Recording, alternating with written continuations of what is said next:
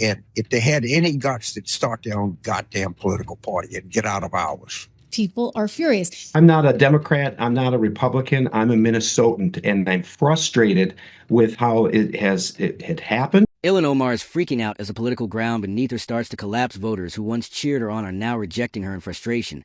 And the pressure to replace her is growing louder by the day. The brutal question hanging in the air is straightforward. After years of chaos, scandal, and explosive outbursts, has Ilhan Omar pushed voters too far at last? Penalties for public officials who blocked the removal of criminal aliens. In many cases, drug lords, murderers all over our country. They're blocking the removal of these people out of our country, and you should be ashamed of yourself.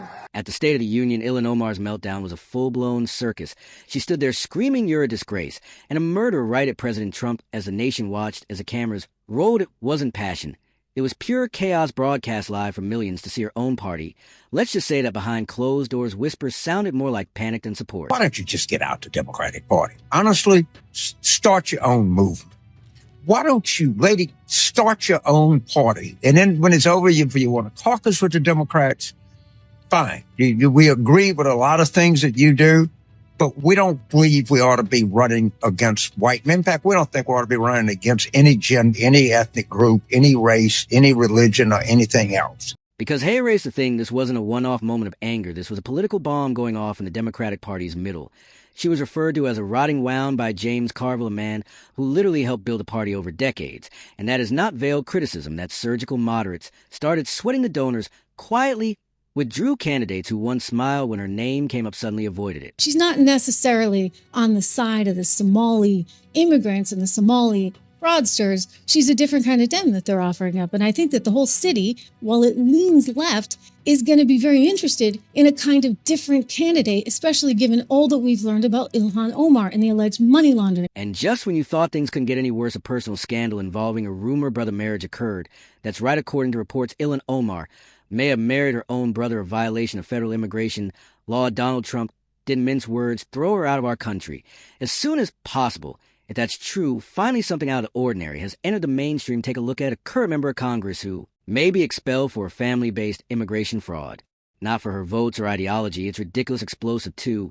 And voters aren't just questioning legality, they're questioning judgment. In the first place, how does this person get elected? Look, these Somalians have taken billions of dollars out of our country.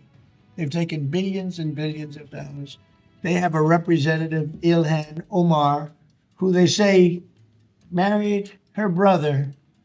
It's a fraud. She tries to deny it now, but you can't really deny it because, it just happened. She shouldn't be allowed to be a congresswoman, and I'm sure people are looking at that.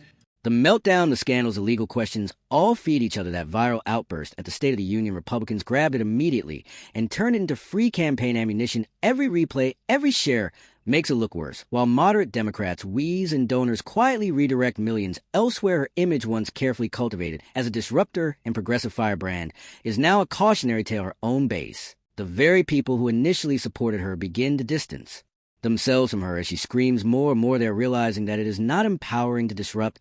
Without seeing results, it seems careless. So now she's the one who's going up as a Democrat against Ilhan Omar. Well, think about it for just a second. Yeah, the Somali community, I get that they're powerful in Minneapolis, but they're not everything. There's plenty of other people there.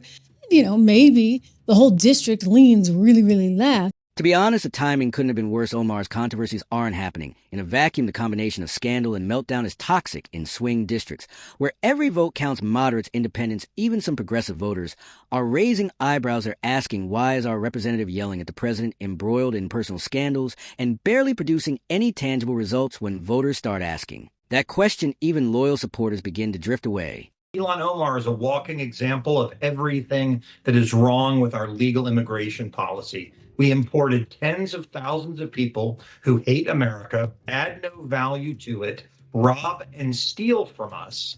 And we're supposed to be okay with it? I don't think Ilhan Omar should be expelled from Congress. I think she should be expelled from the United States. And that's something